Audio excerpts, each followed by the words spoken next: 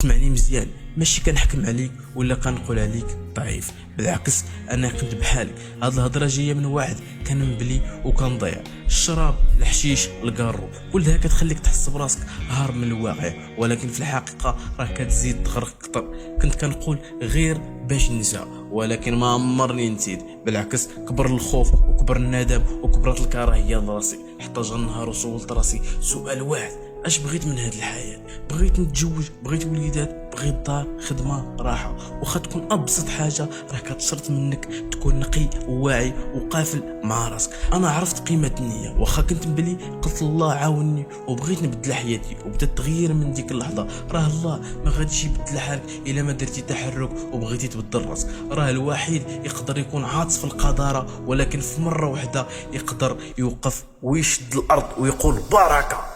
انا كنقول لك اليوم واخا ما عرفتكش، ولكن كنحس بيك. واخا تكون طايح راك ماشي ميت، راك مازال قادر توقف وتعيش حياه ديال كرامه، بلا قيد، بلا دخان، بلا سم.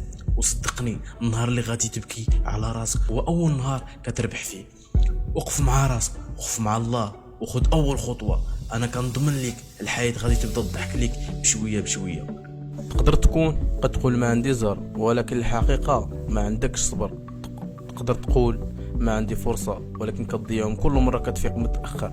وتقدر تقول الدنيا ضدي، ولكن انت هو أول واحد ضد راسك. السلام عليكم.